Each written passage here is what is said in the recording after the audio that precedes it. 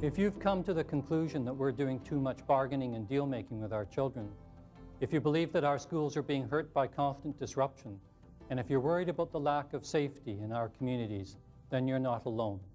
Millions of parents and teachers share your concerns. Everyone is searching for ways to improve discipline so children will be more responsible and cooperative. I'm Ronald Morrish. In my 25 years as an educator and behavior specialist, I've worked with numerous parents and teachers who were experiencing the frustration and exhaustion that seemed to be an inescapable part of discipline. Many of them had reached the point where they were questioning their ability, wondering if they were capable of doing the job. But that's rarely the problem. The vast majority of parents and teachers have a strong commitment to discipline and are dedicated to raising responsible children. Nor can we place undue blame on the media or even on a teenager's choice of friends. The fact is that well-disciplined children are usually able to resist such pressures.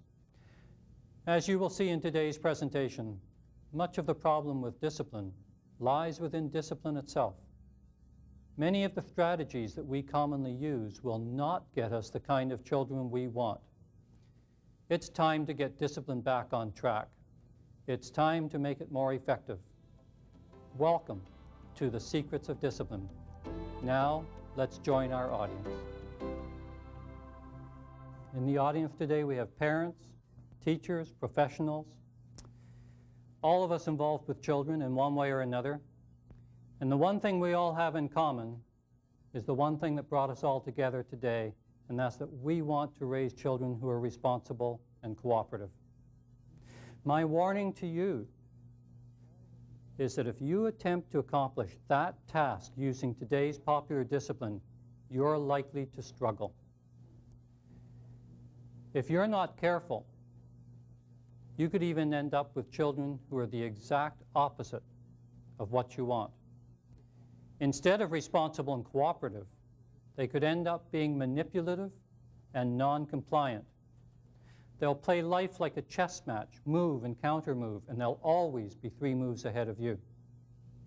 By the end of this presentation today, you'll be able to understand why that's happening, why today's popular discipline is creating so many children who are manipulative and non-compliant. You'll know what's missing from popular discipline, and you'll have some ideas for getting back on track. Well, what do we mean by today's popular discipline? One of the things that's important to understand is that discipline keeps changing. It's not a static thing, and in fact, it tends to change every 10 or 15 years. 30 or 40 years ago, discipline meant obedience. And there's nothing wrong with a little obedience from children, but back then, what we meant by obedience was passive submission to authority. What we wanted from children was that they were to be seen and not heard. They were just to do what they were told to do with no talking back whatsoever. They weren't really supposed to have their own opinions, and they certainly weren't allowed to express them. After that stage, we moved into the permissiveness movement. This was based on the theory that if you just gave and gave and gave and gave and gave to kids unconditionally and asked for nothing back, and don't go make them do chores and responsibilities and all of that. I mean, childhood is so short. And heaven forbid you should ever say no to children. I mean, just give and give and give. The theory was that there was a developmental stage somewhere between the ages of 8 and 12 where the children would suddenly realize how nice you've been and appreciate it and decide to be nice back. As odd as that theory sounds, millions and millions of people adopted the permissiveness movement and gave in to their children, and we ended up with a whole generation of children who had center of the universe syndrome. They thought the world should revolve around their rights and needs. We once again decided we couldn't live with the children that we were getting from discipline. And we looked elsewhere, and then we found behavior modification. There was a whole group of psychologists who have found how to train rats in these little Skinner boxes. And they found something very interesting. They found that what happens after a behavior governs whether that behavior occurs more in the future or less in the future. That if you reward a behavior, it's more likely to happen in the future, and if you consequence it, it's less likely to happen in the future. And we listened to that and we said, well, you know, that makes good common sense. Because what we know is guy and gal stand on the doorstep late at night, he kisses her, she slaps him, you know, he's less likely to do that again in the future. But he kisses her, she says, oh, John, you know, what took you so long? And you're the best kisser anywhere. He's more likely to do that in the future, at least right after he figures out how. She knew that. And the age of behavior modification was born. And if you went at that time and you picked up any of the books at the bookstore on raising children, what you learned to do was behavior modification. The trouble is, it didn't take very long before we felt that we were conditioning our kids like we were conditioning our dogs. And very few people like the cold, impersonal feel to behavior modification. And we didn't like the children that we were getting out of it because the relationship building wasn't there in this. And we looked for something else that we could do. And at that time, there were a couple of huge movements that were occurring in education and in parenting and in society in general. The one was the concept that people learn best if they learn from experience. And that if you allow people to discover all sorts of things on their own, that they'll learn it and remember it better than if you simply tell it to them. The second movement at the time was a very big movement on freedom of choice. And we came to the belief that we were limiting children's freedom too much and that they should be able to make their own choices. So the theory that we adopted out of this, and the theory that we now use in discipline, is that we want, instead of governing children's choices all the time, we want to allow them to make their own choices. We want them to have that freedom. And your job as parents and as teachers is to watch the choices that they make, encourage the good ones with rewards, with reinforcement, with praise, and to consequence the poor ones. And that system is called behavior management, and that's the system that almost everybody now uses. Again, if you go to any of the bookstores and you pick up the books on raising children and teaching children, you're going to be reading about behavior management, about how to encourage good choices in children and discourage poor choices in children. The problem, unfortunately, is that somewhere along the line we forgot to limit children to the choices that are theirs to make.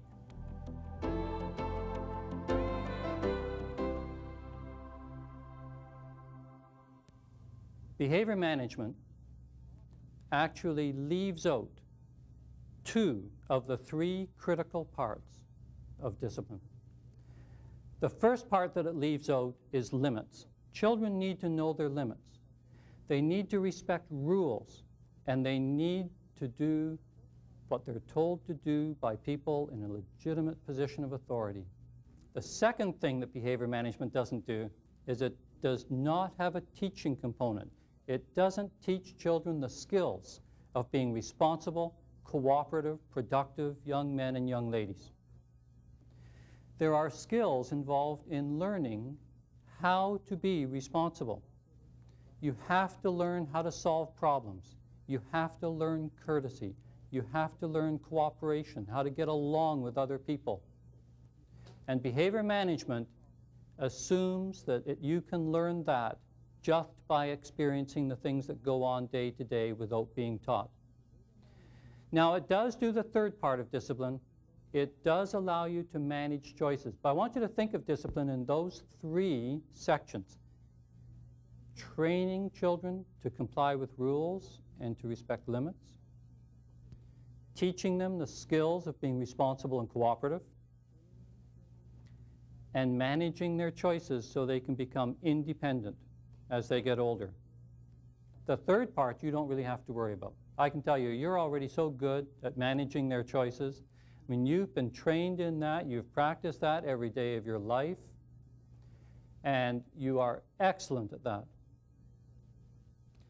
What we're missing is the training and the teaching of children that set the foundation so the third part will work. And what we know is that children who are untrained and poorly taught are called unmanageable. And that's right. If you don't do the training and the teaching, then later when you go to manage their choices, it won't work for you. Those children are called unmanageable. But behavior management, instead of giving limits, gives choices and no limits. When you learn behavior management, you learn to talk in the vocabulary of behavior management, the language of choices. And the language of choices is if-then. Now, if you listen to people talk, you'll hear if-then all day, every day. If you want dessert, then you have to finish supper. If you want to go outside, you have to clean your room. If you don't get your work done, you'll get a low mark. If you talk that way to me again, then you'll go to your room. If you fight, you'll go to the principal's office. I want you to know that for as much as we want to set limits on violence these days, having school conduct codes and school rules that say if you fight, you'll go to the principal's office, folks, that is not a limit. That does not say don't fight on the school grounds. All if-then statements are choices, not limits. And when you say if you fight, then you go to the principal's office, that doesn't say we don't fight at this school. It says, folks, if you don't mind going to the principal's office, then fighting's one of the choices you get to make at this school to solve your problems. If you're a parent, when you turn to your child and say, if you talk that way to me again, you'll go to your room. That doesn't say don't be rude in this family. That says if you don't mind going to your room, where by the way they have their computer,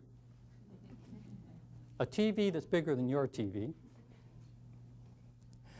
enough games and toys to open their own toy store, and you say to them, if you talk that way to me again, you'll go to your room. Folks, that says if you don't mind going to your room, then being sassy to me is one of the choices you get to make in our home to try to get your own way.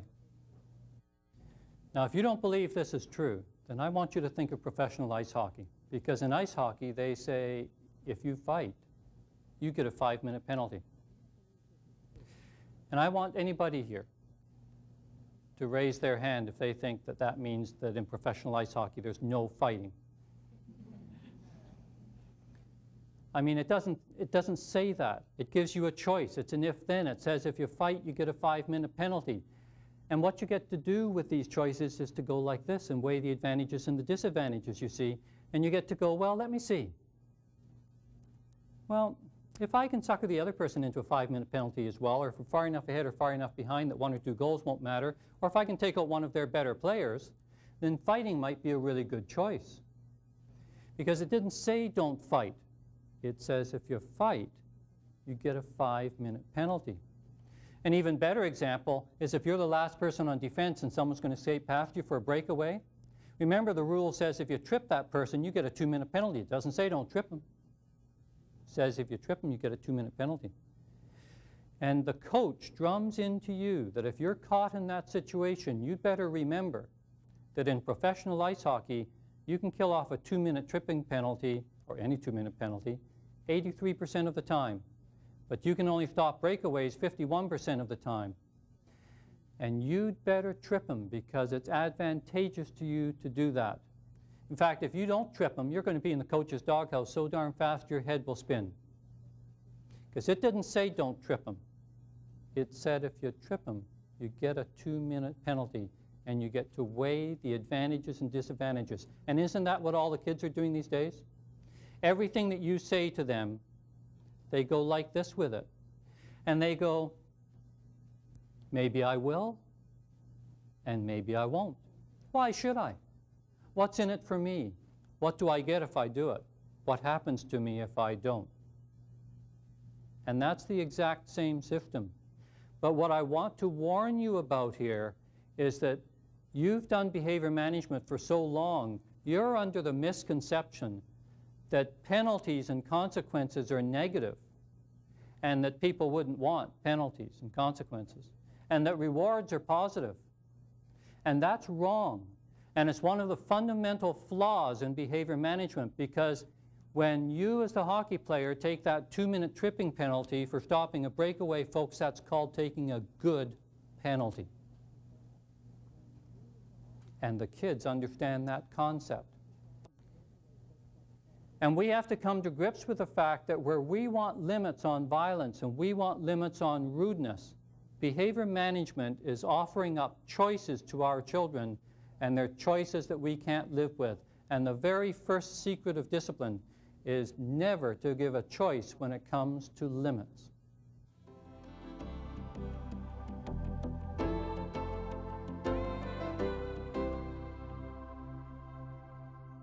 If children develop certain traits, they can beat this game.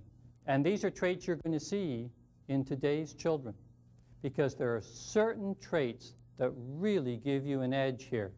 The first one, if you want to beat the behavior management rewards and consequences game, the very first trait you have to develop is that you have to become immune to consequences, and they do.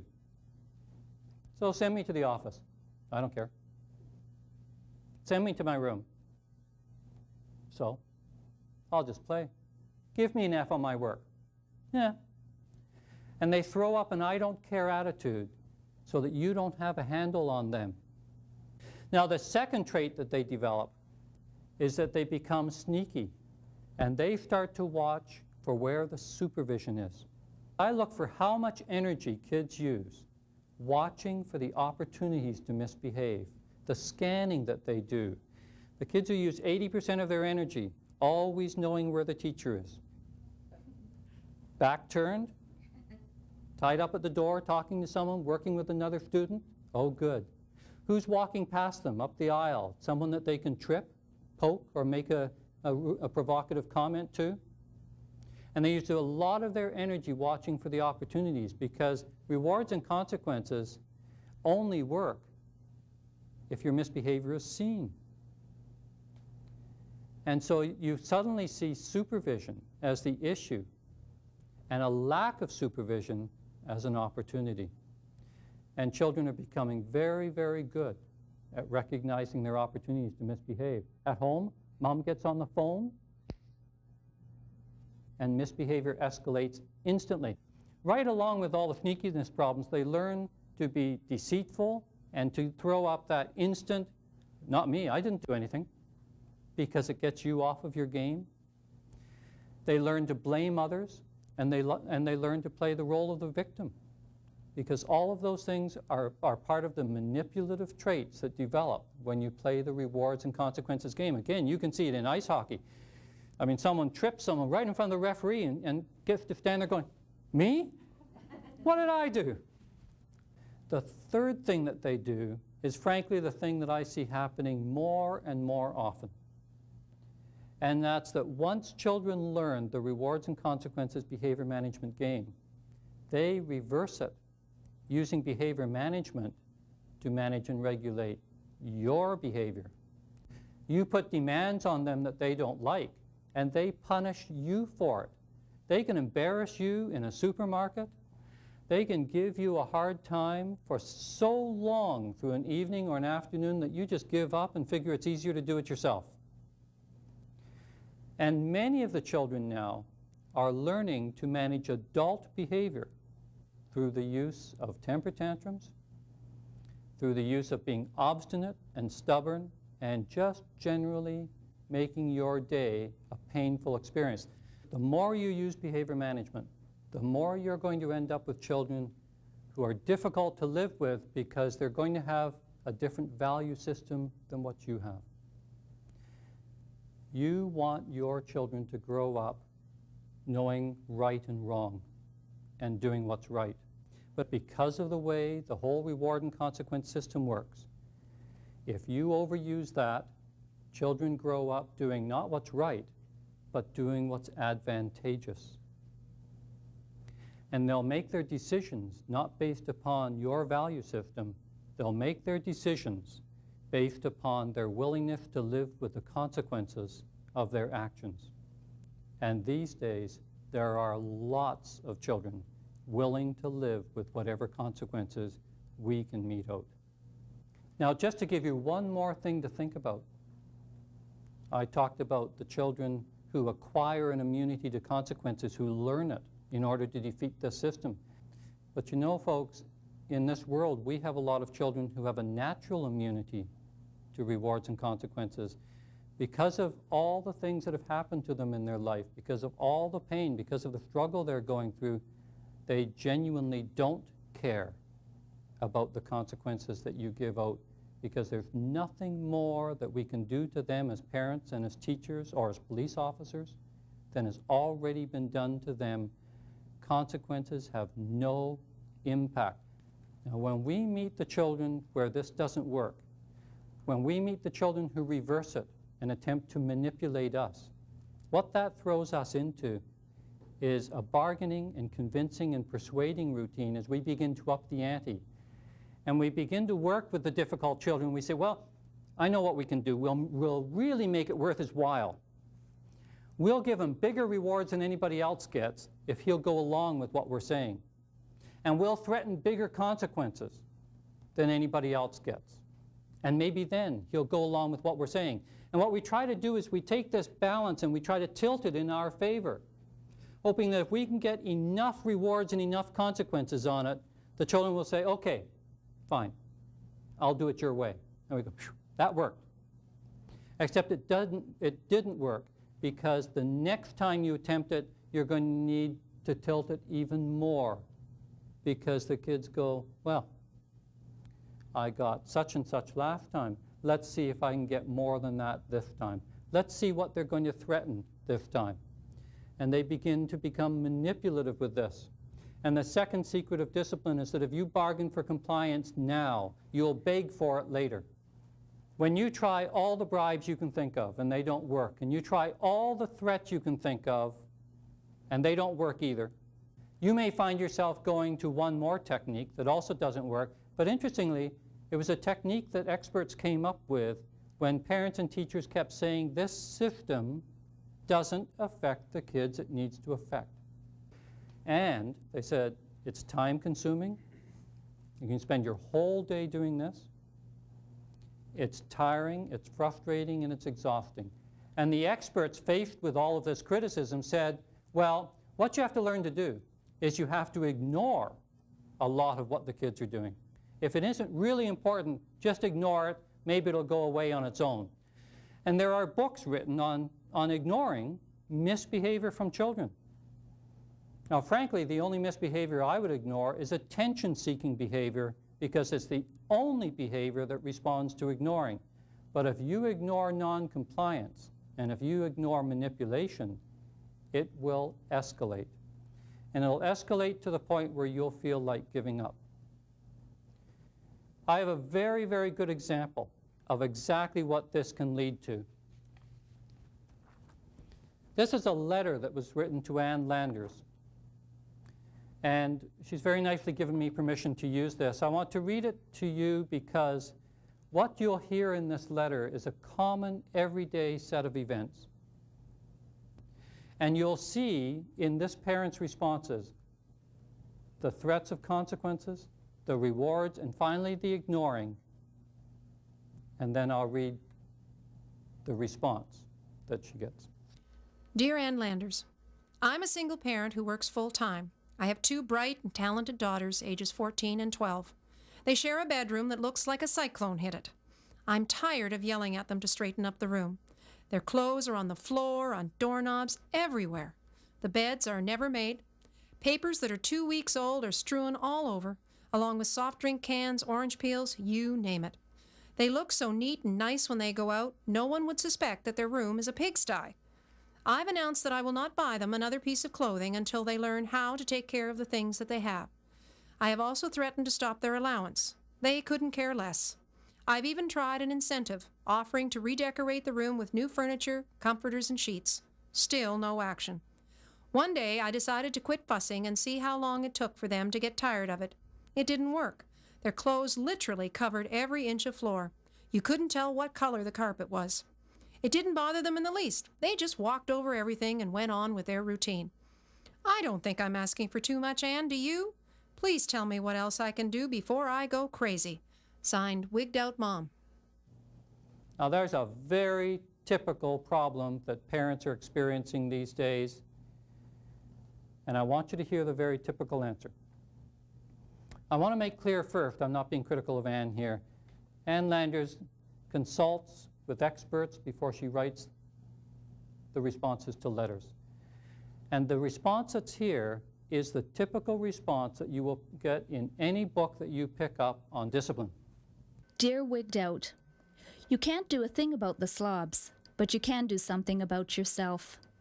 Shut the door of the pigsty and vow never to go in there until they leave for college, marriage, or a career, whichever comes first. Tell them where the sheets and pillowcases are and inform them that they can get fresh ones if and when they want to. The same goes for the towels. My plan may not get them to clean up the room, but it will reduce your blood pressure and promote peace, which is more important than an orderly room. Now let's be clear what we're talking about here, because we're not talking about tidy bedrooms. And frankly, whether or not you want your teenagers to have clean bedrooms is a choice you get to make as parents in your house. What we're talking about here is whether or not children are going to clean their bedrooms when they're told to by their parents. We're talking about compliance and non-compliance. And what's happening, because we have to come to grips with this, we have to understand exactly what's happening in this letter. Here are two girls, ages 14 and 12, who are legitimately told by their mom to go and clean their room, and they refuse. Mom does everything she can think of, and it fails. She even tries ignoring, and it fails. And she writes her advice and is told there's nothing more she can do. So at 14 and 12, these girls have been non-compliant, it worked, and it's now authorized. What's the answer going to be here when the girls are 16 and 14? And they have to go out for the evening. And Mom says, fine, but be home by 10. And they come in at 2:30 in the morning. What's the answer then? Well, what can you do? Kids will be kids, eh? Because that's what we've got here. Kids will be kids discipline. Well, what can you do? Kids will be kids. I mean, you can't change them, but you can change yourself. What are we going to do when they're 2 years older than that, when they're 18 and 16? And the parents finally get away for a weekend on their own. And they say, now girls, you're old enough now to look after the house on your own. No friends come in. Mom and Dad go away, they come home early to a big party with booze and drugs. I mean, once you authorize non-compliance at 14 and 12, you're going down a very long road. And we have to come to grips with what behavior management is authorizing for children, because this is the wrong road to go down. We need children to comply with rules and directions from parents and teachers, and this doesn't get it.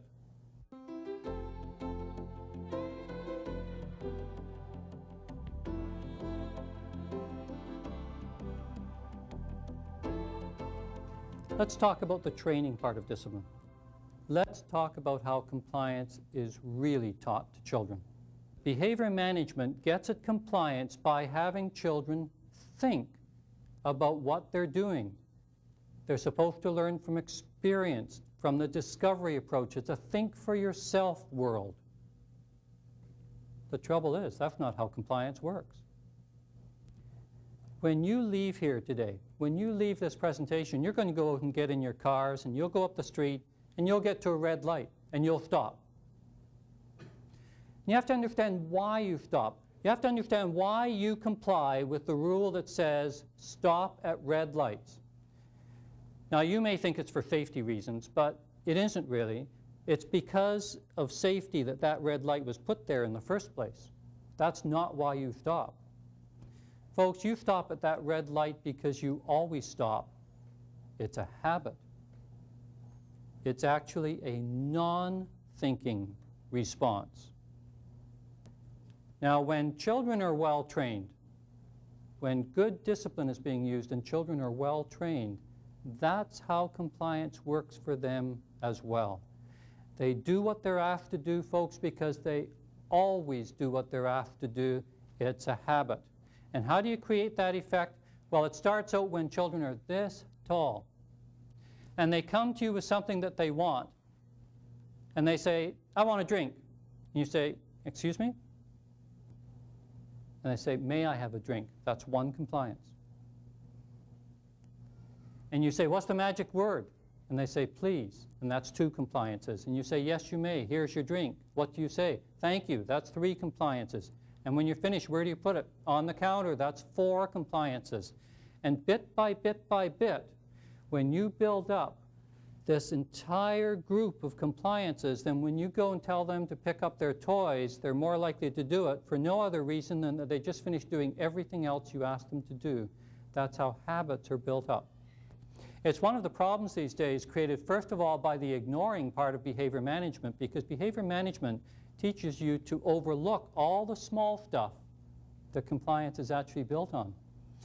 Behavior management suggests that's not important, it's too time-consuming, when in fact, all those small things are critical for building good discipline. And the other thing that I think makes this very difficult these days is actually television and computers and stuff like that. Not that there's anything wrong with television and computers, except that if the children have been out there for a couple of hours doing that, then they haven't been getting any of those small directions from you. And what happens is they turn off the television, and then all of a sudden there's this rush of big directions because you've only got 15 minutes to get them ready for bed. And so all of a sudden it's, oh, it's almost bedtime. Quick, pick up all the toys. Well, they won't, because all of a sudden you've jumped from 0 to a big compliance without any of the habit-forming kinds of small compliances. The third secret of discipline is that when children are well trained, it's habit-forming. But you know who the best trainers of compliance are? And I want you to think like these people. I want you to think like driver's ed people. They don't send you out to learn by experience, folks. It doesn't matter how old you are. It doesn't matter whether you're 17 years old and learning to drive or 45 years old and learning to drive. They do it the same way, not because of age, not because of capability, but because of the kind of task. There are parents and teachers who believe that compliance training is only for little ones, and that by the time you've got students who are 17, that's out of place. But the fact is that if you're 45 and learning to drive, the driver's ed instructors treat you the same way. And what they do is they go right out to the car with you and they sit right next to you, because compliance training takes direct supervision. You have to be there to do it. And they get in there with you and they don't give you any if-thens. They give you direct instruction to go with the direct supervision. And they say, first you do this, second you do this, third you do this, fourth you do this. And because of the training of habits that goes on there, what's the first thing when you get into a car? What do you do first when you get into a car if you're well trained? First thing, seatbelt. Because you were trained not to think about it. If you think about it, you'll talk yourself out of it. Right? Oh, it's just a short trip. You know that children are well trained and that they're trained by this approach when you go and visit a friend. And it's 8:45 at night, and you're sitting there with your friend, and she says to her son, Joey, it's 8:45 now, son, 15 minutes till bedtime. He goes, okay, Mom. 15 minutes later, she says, 9 o'clock now, son, it's bedtime, and off goes the TV. And up he goes, and he gets his teeth brushed, and goes through this routine and that routine, and into his pajamas. He says, I'm ready now, Mom. And she goes up and tucks him into bed, rubs his back, talks to him about how the day went, gets him to look forward to the next day, and kisses him goodnight, and comes downstairs. And you're sitting there going, how do you do that? And she'll say, do what? And you say, get Joey to go to bed that way. And she'll say, I don't know, he always goes to bed that way. That's exactly right.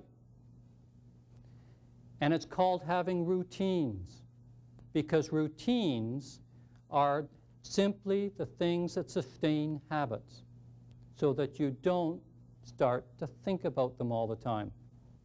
Now, a lot of people, when we talk about this, go, boy, I don't know. This sounds an awful lot like that being passively submissive to authority stuff that we talked about at the beginning of the presentation. It's not that. And I want to distinguish the two things, because I'm not talking about children just habitually getting into somebody else's car here or something dangerous where they would do anything any adult told them to do.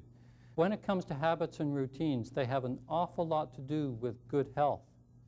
I want you to think of what it would be like to have a day without routines and habits, where you have to think about every little thing that happens all day long. When you have days like that, you end up really skittish at the end of the day. You're agitated, it's been a hectic day, you're tired, probably a little out of sorts. You'll put yourself in the hands of a compliance trainer who will give you hundreds of little directions, little instructions that you will comply with mindlessly. You will comply with without any thinking whatsoever. It's an activity frequently referred to as line dancing. Now understand what goes on here. Like before you think that developing good habits and routines in children is a negative, think of what goes on here. You've had a day where you've had to think about everything all day long, and you go out in the evening or go out after work, and you're standing there, there's 30 of you in a line. And there's one person up there who's saying, okay, go like this, and here are all these professionals, all these competent adults saying they're going like this, right with the leader and with the music. And I guarantee no one is standing in there in line going, you know, Marge, I really think this infringes on my personal freedom of choice. Actually, they're standing in line, moving like that, going, isn't this relaxing at the end of a long day? That's right. And whether it's line dancing or aerobics, or going swimming and doing laps, or doing multiple repetitions with weightlifting, the fact is that doing activities which allow you to shut off the thinking part of the brain and operate out of the non-thinking part of the brain allows you to recoup your energy and to be more focused afterwards and to be more relaxed. We've got a lot of children these days who are agitated and anxious because they have no opportunity during the day to relax and recoup. We've got a lot of children these days who are considered ADD, attention deficit disorder. And more than anything else, these children are at risk when they're forced into a thinking environment all day long. Because what we know about attention deficit children is that they're impulsive. They don't do well when they're forced to think. In fact, the more you force them to think, the more at risk they are. Because the moment their brains go into gear, impulsivity rules their thinking pattern and they mess it up. More than any other children, impulsive children need routines and habits, and they need discipline to build that into their day. They need structure. They need predictability, and they can't function without it. The fourth secret of discipline is that rules worth having are worth enforcing. And when I say enforcement, I don't just mean punishment, because the most critical part of enforcement isn't a punitive consequence. It's insistence. Your determination as a parent and as a teacher, your determination that what you have said will be done will indeed be done, and it's your ability to communicate that to children and to say, yes, you will. This is what's going to be done next. Quiet insistence speaks louder than the harshest scolding. Quiet insistence, the ability to stand there and go, let's go, this is what needs to be done. Now, there are times when you may need to go beyond that and add in a punishment. And there's a role to punishment that is important in discipline. But I want you to understand what it is. Punishment is not a great teacher of new skills. It will not teach children to be responsible and cooperative. It will stop some misbehaviors, and that's a help. But more than anything else, Punishment, when it is given and it's given judiciously, communicates a message that you mean what you say, and that's important, and your children need to understand that you are the authority in a family or in a school, and that you mean what you say, and they should be doing what you tell them to do. If you go through that process of training children, I want you to understand what difference that makes to the letter that was written to Ann Landers. Because if children are being well trained, it works completely differently. Think of the driver's ed people who didn't just stand in the classroom and tell you to go out and try driving the cars. When it's a compliance task, that's not how it's done. No, those driver's ed people, they went out there with you. And they sat right next to you, and they started with small instructions. Now this mom, if she wants her daughters to clean up that room, this is how it's done. First, she has to go up there with them. There's no other way. You can't do it from a distance. You go up there with them and you say, girls, this is the time that we're going to take to clean your room.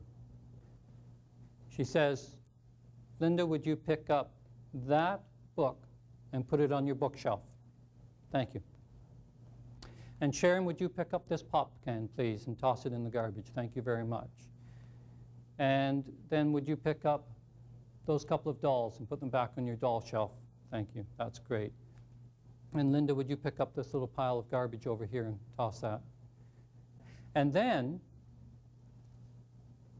you bend over and you start picking things up and helping out. Why?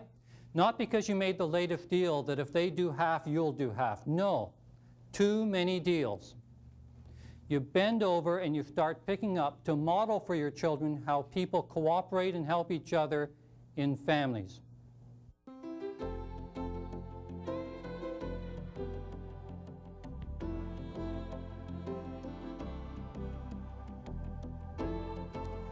Let's talk about teaching skills for a moment to kids, because behavior management lacks a teaching component. It simply isn't there. And behavior management mistakenly has you believing that consequences will teach children a correct behavior pattern. Now, will they do that? Well, let's look at that. You have a youngster here, and I've been teaching him to do math. And now he's just going to try to do some of it on its own. We've got multiplication. I've been teaching him to do multiplication, and we're going to try some alone here. So, Joey, I've shown you how to do this now. Let's have you try a couple. Try 3 times 4, son. How about 3 times 4? Let's see, 3 times 4, 3. 7? Wrong. Time out. Comes back after 2 minutes. I say, okay, I hope you do better the next time. Try this one over here. Try 5 times 3. 19? Wrong. Time out. Bring him back. Wrong. Time out. Wrong. Time out. Wrong. Time out. Anybody here think he's going to learn how to do multiplication? No, of course not. I mean, if he learns anything, he'll learn to hate mathematics. That's what he'll learn out of this routine. And frankly, wouldn't be any too thrilled to have me as a teacher either. But you see, you understand that won't teach a correct behavior pattern. In fact, I'm quite certain you do know how to teach this correct behavior pattern, because you understand that to teach a skill, any skill, what you do is you get Joey to do it right. And then you get him to do it right over and over and over again to create the shift from short-term memory to long-term memory, and then you review it often enough to keep it there. That's the teaching sequence. Consequences won't teach that. Nonetheless, I was in a school a while back, and I asked a youngster to come out of the classroom. I'd never met him before. When he came out, I extended my hand and said hello to him, and he stood there and he said, "Yeah, what do you want?" I went, "Well, excuse me." Well, we got through that moment, and we got through the next 15 minutes, not too well, but we got through them. And he went back to his classroom, and I was talking to the teacher afterwards, and I said, "Well, that was interesting." He was really rude to Teacher said, oh, it's always been like that. I said, well, how long has this been going on? Since kindergarten. The boy was now in grade 8. I said, kindergarten? Well, what's been done about it? She said, everything. Absolutely everything, just like that. Absolutely everything. Well, that boy has had more detentions. He's been out of the room. He's lost out on every privilege that you can shake a stick at. We've had the parents in for parent conferences. He's been referred to agencies. I mean, we have done everything. The school counselor talks to him. He's gotten all the help that we could possibly think of. Everything's been done, except one thing was missing from that big long list, folks. He never had to be courteous. Now, ladies and gentlemen, if punishment won't teach multiplication, it won't teach courtesy. The only way that children learn to be courteous is by being courteous over and over and over again. And the proper response to rudeness is a correction response. Let me tell you what it sounds like, because then you can recognize the difference in what you say to your own children. And I'm going to put the training part of discipline back into this as well. Do you remember when I said earlier, I gave you an example of a parent saying to their rather rude child, if you talk that way to me again, you'll go to your room? That's behavior management. Listen to what should be said in response to rudeness. And the first part of what you hear will be the training part that sets a limit. The second part will be the teaching part that teaches with positive practice, that teaches with a correction. The child's rude, and the parent turns around and says, we don't speak that way. Start over. See, you don't need the child punished. You need the child courteous. And that's different. And too many parents are inserting punishment where it was never needed and where it won't do the job. They're sending children to the room. Now, supposing you say, we don't speak that way, start over. And the child says, not on your life. And they're rude again. You may need a punisher in there so that the child understands that you mean what you say. You may need that punisher. You may actually have to send them to their room for a while so that they get the message that you mean what you say. But when that punishment's over, don't forget that the teaching hasn't happened yet. They still have to come downstairs and be polite, or else the only thing that will happen is they'll learn to become immune to being sent to their room. That's the fifth secret of discipline, is that behavior that needs to be learned needs to be taught. Many people speed on the highway going from here to Toronto. You may have noticed. A while back, they sort of tripled the fines. That slowed people down for what, a day? Do you want to know what would be really effective? Is if the police pulled you over on your way to Toronto and said, excuse me, but you were going 120 in a 100 zone. You go all the way back home,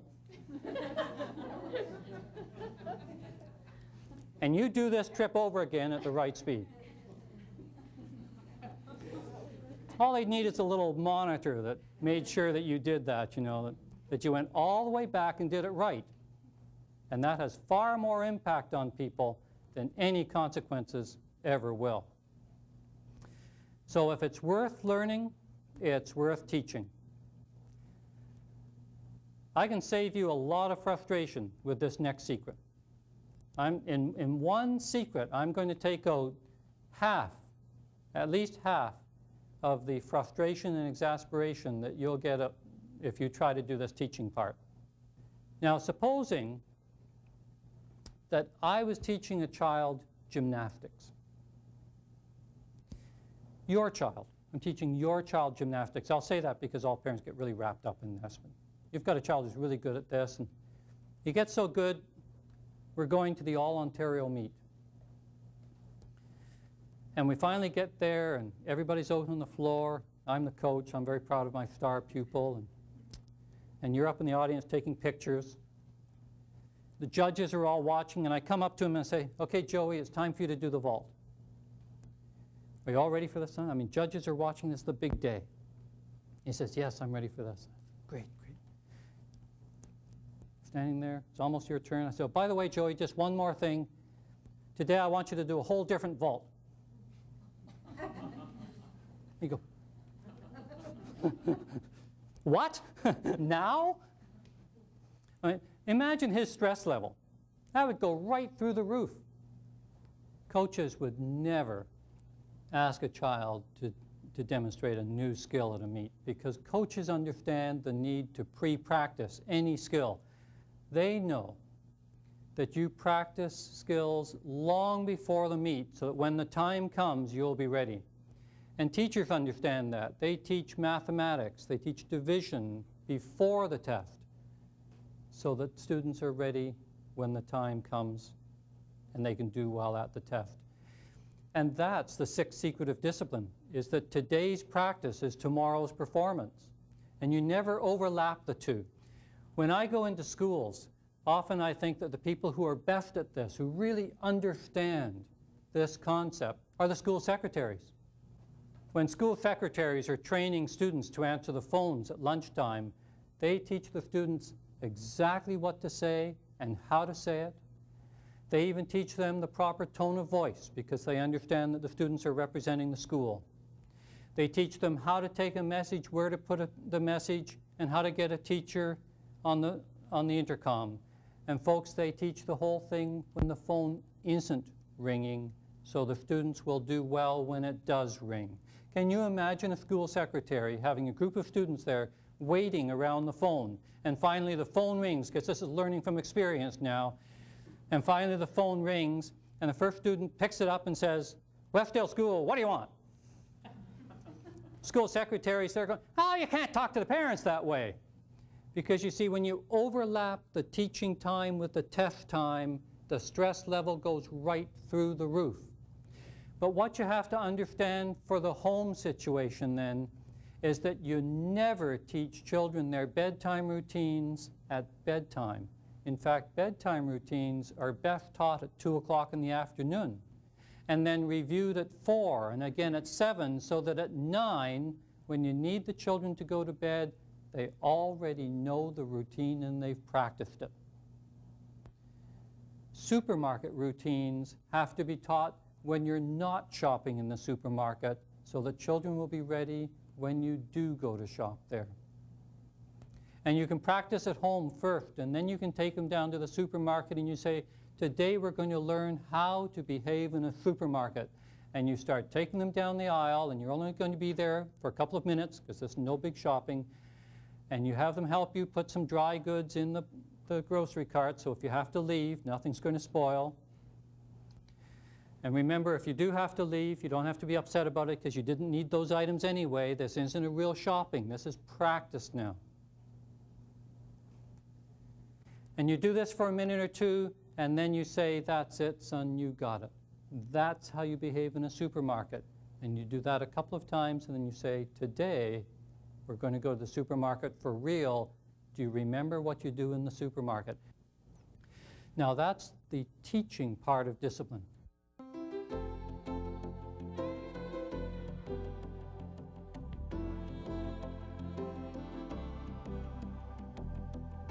When you train your children well and when you teach them well, then as they get older, that's when you start focusing big time on choices.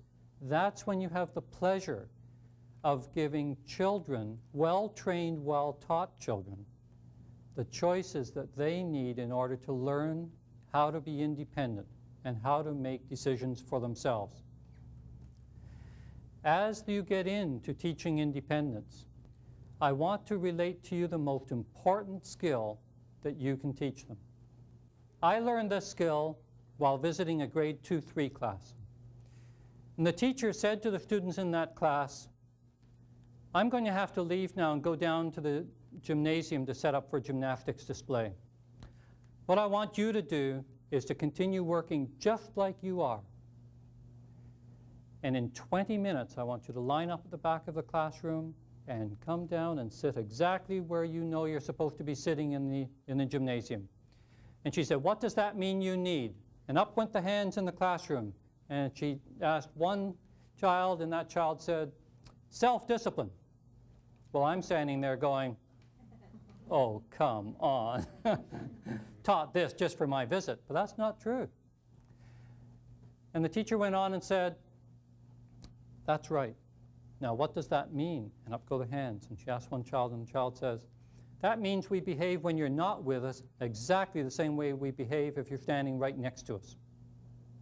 Well, I thought about that. I thought, you know, that's true, especially for young children. That's exactly right. So she left the room. I left the room too, and sort of watched this from a distance. And all the students continued to work. And after 20 minutes, they lined up and they went down to the gymnasium. I was amazed.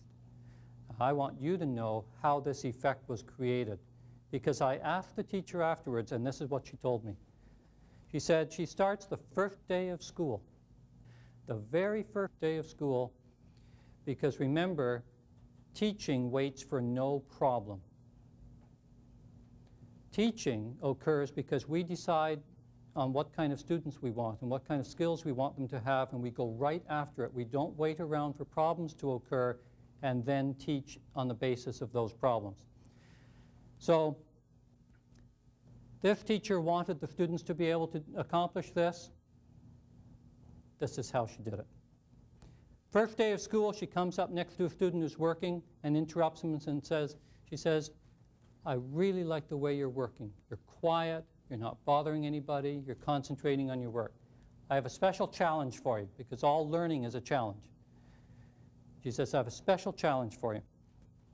Part of the reason you're being so good is I'm standing right here. Do you think you could do that exact same thing when I take one giant step away from you? Well, the child goes, sure. Okay, let's see. You have to practice it. Talking about it isn't good enough. You have to practice it. Ready? Back to work? Ready? Good for you. You got it. That, by the way, is the praise that's used for skill building, not that overdone, syrupy praise that's used these days and that's used so inappropriately. Now, all of a sudden, of course, all of the students in the room say, wait a second, I can do that too. Fine. Round the room she goes. And everybody practices this skill, and everybody learns how to behave just as well when she's one step away from them as they behaved when she was standing right next to them. The next day, it's 2 steps. And the next day, it's 3 and 4 and 5.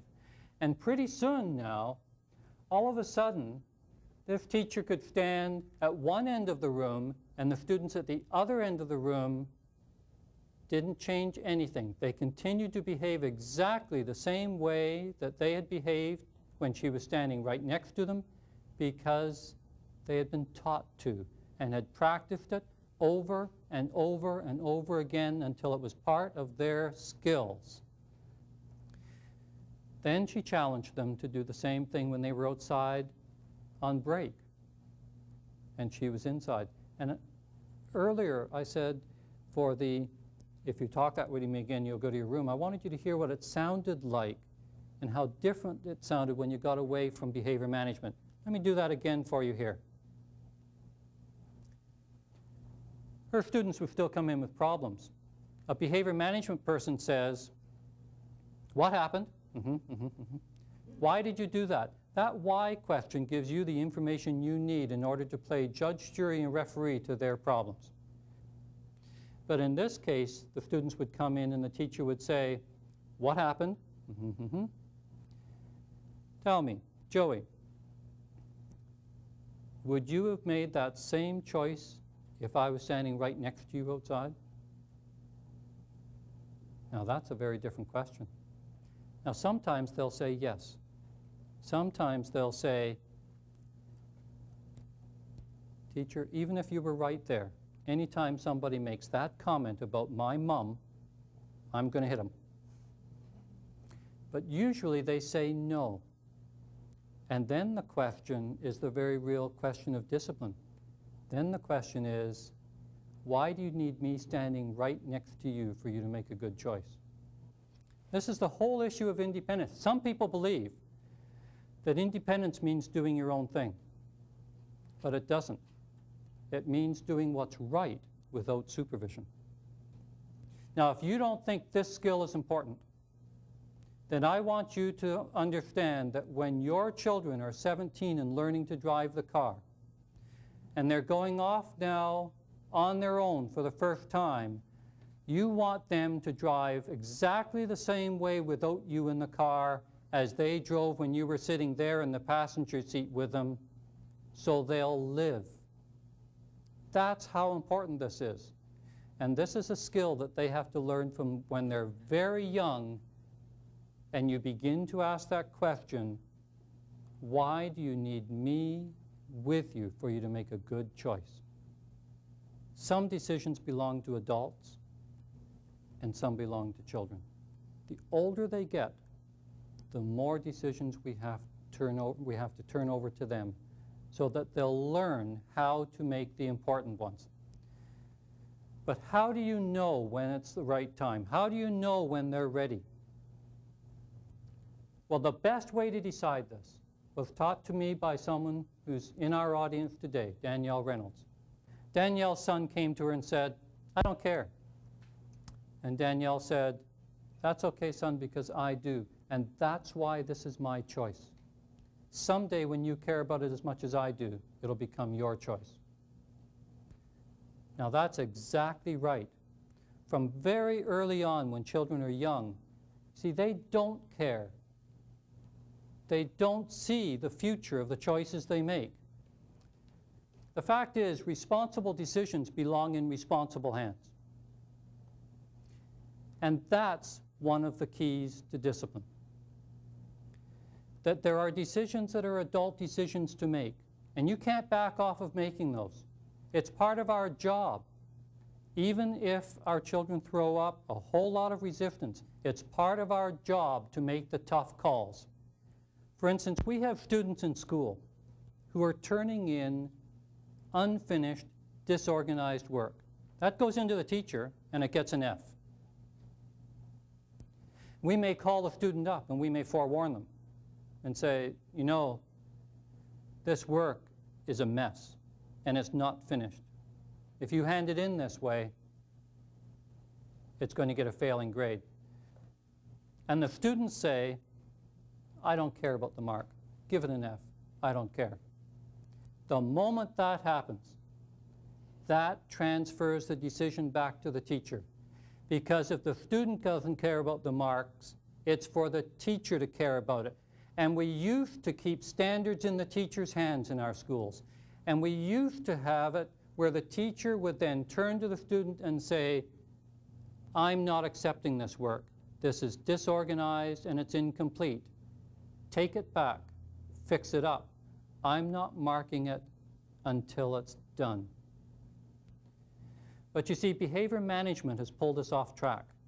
Behavior management has suggested to us wrongly that students will learn from the Fs they get on their work. Well, some students do.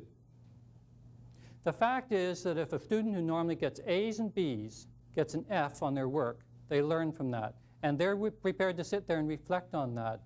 And they'll say, "Well, that was awful. I don't like getting marks like that.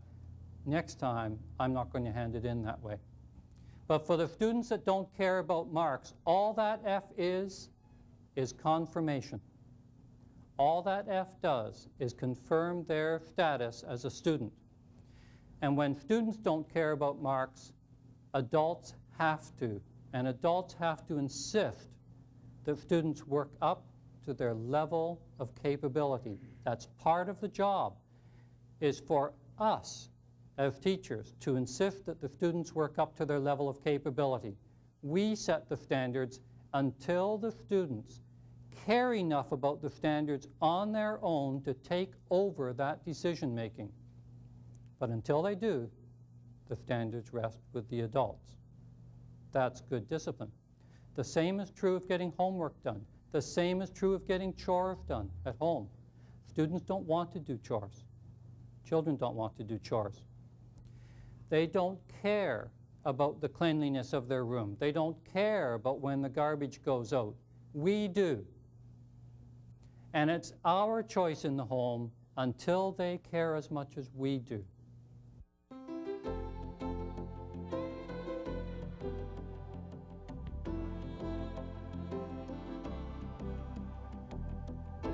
Now, as you undertake the big job of discipline, and you train your children, and you teach them, and you set standards, and insist that they work up to those standards, I think you can expect them not to go along with all of the standards that you set.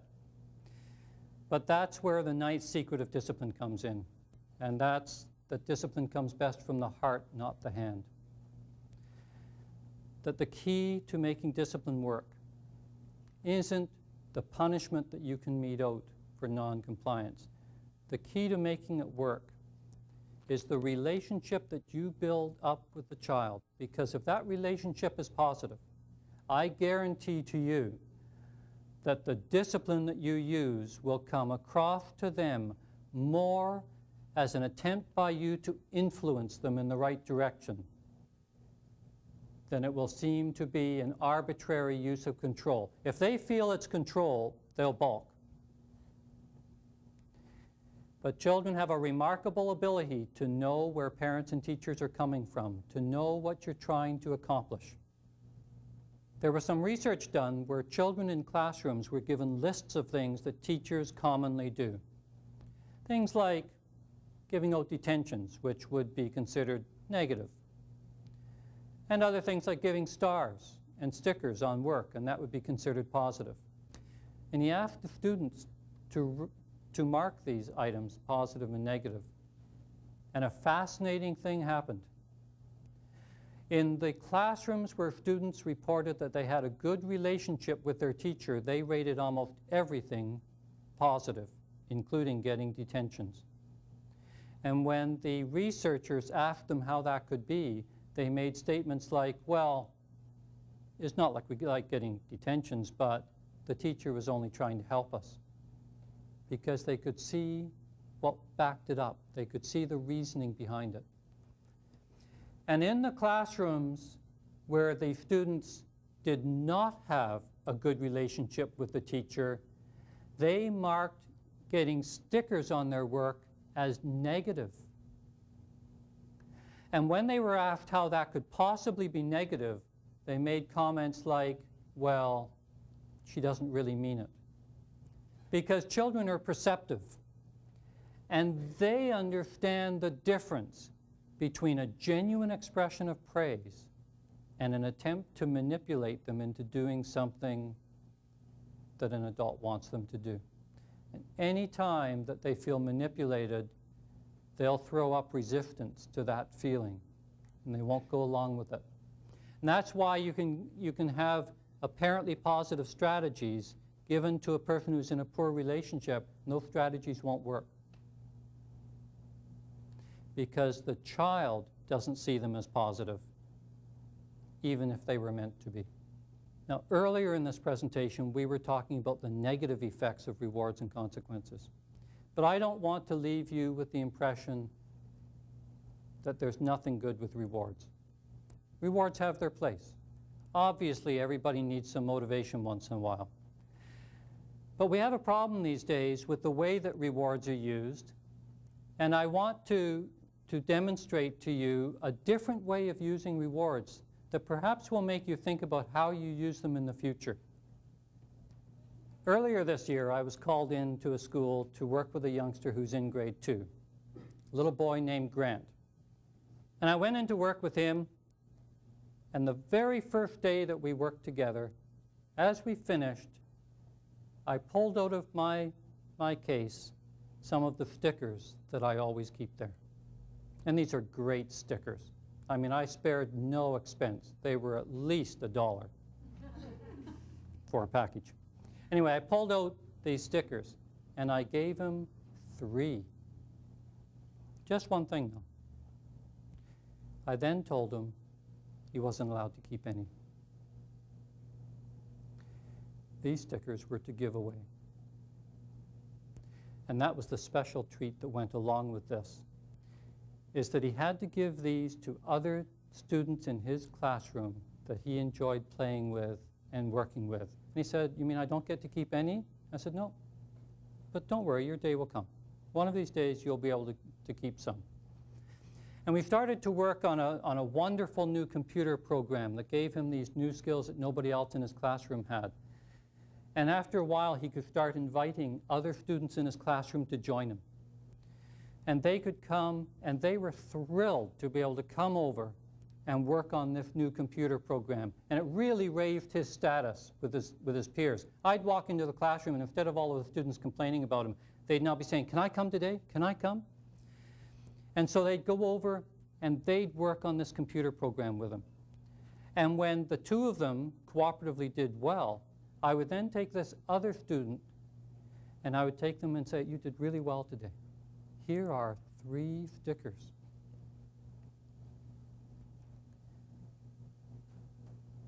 How are you going to thank Grant for inviting you over here today?" Well, I don't know. Say, "Well, what are you going to do with the stickers?" "Oh, I could give one to Grant. Good idea." Sometimes it takes a little bit of prodding. So back they'd go, "Thank you. Would you like one of my stickers?" Now all of a sudden, all the stickers he ended up getting, he was getting from other students. And all of the stickers he was getting from me were going to other students. And now we had true rewards that involved shared rewards. And instead of getting rewards that just built up their own personal sense of doing well, they now had rewards that were building up the learning community in the classroom. They were building the relationships that they have with other students. Rewards don't always have to be this simple, take it and put it in your pocket kind of thing. You know, the more we give individual rewards, the more we isolate children from their peers. And the more the peers are likely to sabotage any program or anything you're attempting to accomplish with children. It's only when you make progress a celebration that involves everybody that you get real support from the peers and real growth with the child that you're working with. We celebrate getting a year older. Why would we not celebrate learning how to be responsible and cooperative in a classroom or in a home? But too often, it's an individual reward and it's individual praise. And what that leads to isn't a sense of self-esteem from the youngster where they believe they've done well. What it leads to is self-indulgence, where they want always to know what's in it for them. What do I get? And so that is the 10th secret of discipline, that you have to beware of self-indulgence, which comes disguised as self-esteem. People talk a great deal these days about self-esteem. It's one of the in things. And people believe that if you can just make kids feel good about themselves, that somehow they'll behave more responsibly and more cooperatively. But I warn you about that kind of self-esteem. True self-esteem doesn't come from just patting yourself on the back and telling yourself that you're good. True self-esteem has to be built with genuine competence, the ability to do well and to get along well with other people. True self-esteem comes from building healthy relationships with people. True self-esteem comes with being able to solve your own problems so that you feel like you're in control of your world. No matter how many of these things you do, you're still going to have to deal with behavior problems. And you're still going to want to come up with solutions to various problems. Remember when you do that prevention is the best solution of all. And that is a very important key to remember.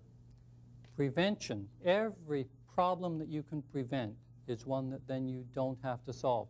These days, behavior management has us so focused on our reaction to what children do, that they do things first and then we react positively or negatively afterwards, that we've moved a long way away from prevention. And many of the problems that occur didn't have to happen at all. As an example, we have impulsive children that go into play situations every day and have problems. Now, one of the things that I recommend for these impulsive children, whether they're classified as attention deficit disorder or hyperactive or not, no impulsive child should be going out into play situations without a plan, because a plan is the opposite of impulsivity. And so part of the prevention that you do for impulsive children is that before they go outside, you insist that they know what they're going to do, who with, where, and who has the equipment. Because when they know that, they don't have to be impulsive. See, impulsive children will run outside and run through the first game that they see, grab the ball that the people are playing with, and take off with it because now they're included in the game. It wasn't the way the game started, but at least they're included. But when children have a plan and they know that they're going over to the fence and playing baseball with Joey and he's got the bat and ball, they now don't have to run through anyone's game. And you now don't have to have a problem that needs to be solved outside. We have people who take children on long trips and who pay them to be good in the back of the car. I would recommend that you take the time to prevent many of the back seat problems by having trip boxes and filling special trip boxes with items that can never be touched at any other time so they stay special. Fill those boxes with games, magazines, things to read, pencils, things to color, anything you can think of, and keep that box sealed until trip time. And then the children will hardly be able to wait to be able to open it. And if you can keep them busy for 3 hours, you have 3 hours with very few problems. You'll still need some solutions. And I suggest that if you have more than one child, you can look at having them work out a lot of their own problems by using a discussion area. However, teach them how to use the discussion area when they haven't had any problems so they'll know how to do it when they do have a problem. Always pre-teach those skills. Finally, the final secret that I want to convey to you today. There is no great discipline without great commitment. It takes time to build relationships. It certainly takes time to pre-teach behaviors. It takes time to set up bedtime routines, and it takes time to set up trip boxes before a trip. It takes time to sit with your child and rub their back before they go to sleep and to tell them a story, especially when bedtime always comes right in the middle of your favorite show. Always. It's Murphy's Law. We have to understand the purpose of discipline and the importance to the future of accomplishing these things with children. We want safer communities and safer schools. We want school classrooms that aren't disrupted so that our children will learn. That's the challenge that I'm going to leave you with today. It's an awesome responsibility. So that's what I ask you to do. Train your children to respect authority, to comply with rules, and to stay within limits. Teach your children the skills of being responsible, cooperative, productive people. And then, once that foundation is set, then give them more and more choices when they're ready for them, and manage their choices, encouraging the good ones and discouraging the poor ones so that they'll grow towards independence. And then you will end up with children you can be truly proud of. Thank you very much.